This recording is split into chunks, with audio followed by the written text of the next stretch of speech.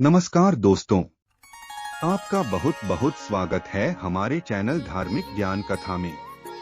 तो आज हम इस राम नवमी के अवसर पर सुनेंगे राम जन्म कथा। आइए सुनते हैं। एक समय की बात है, अयोध्या के महाराज दशरथ ने पुत्र प्राप्ति के लिए यज्ञ रखा। इस यज्ञ के लिए राजा दशरथ ने अपनी चतुरंगिणी सेना को काले कान वाले घोड़े को छोड़ने का आदेश भेजा। उनकी इच्छा थी कि इस महान यज्ञ में हर कोई शामिल हो, इसलिए राजा ने सभी ऋषि मुनियों व विद्वान पंडितों को आमंत्रण भेजा। निर्धारित दिन पर महाराज दशरथ अपने दोस्त गुरु वशिष्ठ, ऋंग ऋषि व अन्य विद्वानों के साथ यज्ञ मंडप में पहुंचे। इसके बाद विधिवत रूप से यज्ञ की शुरुआत हुई। मंत्र उच्चारण और पाठ जैसे सभी विधि विधान के साथ कुछ घंटों में यज्ञ पूरा हुआ। राजा दशरथ ने फिर सभी ब्राह्मणों, विद्वानों व अतिथियों को उपहार में धन और गाय आदि देकर आदरपूर्वक विदा गया। उस यज्ञ में प्रसाद के रूप में खीर बनी थी। उस प्रसाद में पुत्र प्राप्ति का आशीर्वाद था, जिसे खाने के बाद तीनों रानियां गर्भवती हो गईं। कुछ समय बाद चैत्र माह में शुक्ल पक्ष की नवमी तिथि के दिन राजा दशरथ की पहली पत्नी यानी रानी कौशल्या ने एक बच्चे को जन्म दिया। उस बच्चे के चेहरे में इतनी रौनक थी कि हर कोई देखकर समझ जाता था कि वह आम बच्चा नहीं है। इसी तरह राजा की दूसरी रानी कैकेयी ने एक पुत्र और तीसरी रानी सुमित्रा ने दो पुत्र को शुभ नक्षत्रों में जन्म दिया।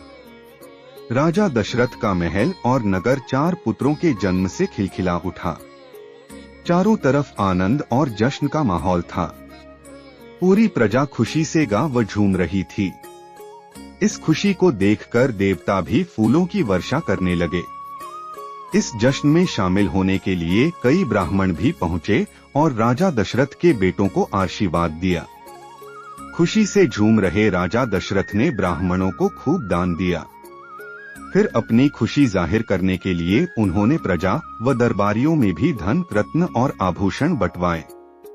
समय आने पर सबकी मौजूदगी में चारों बालकों का नामकरण भी किया गया। महर्षि वशिष्ठ ने उनका नाम रामचंद्र, भरत, लक्ष्मण और शत्रुघ्न रखा। वक्त बीतता गया और धीरे धीरे ये चारों बालक बड़े हुए।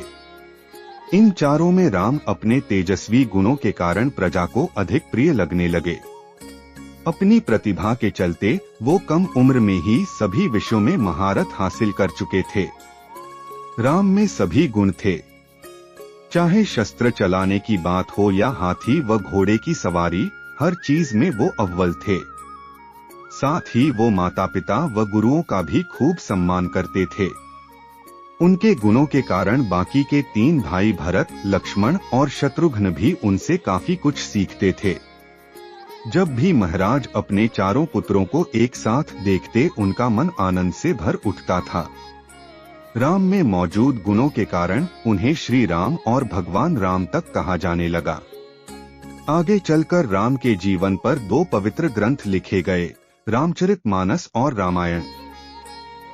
तो इस कहानी से हमें यह सीख मिलती है कि व्यक्ति के गुण ही उसे पहचान दिलाते हैं।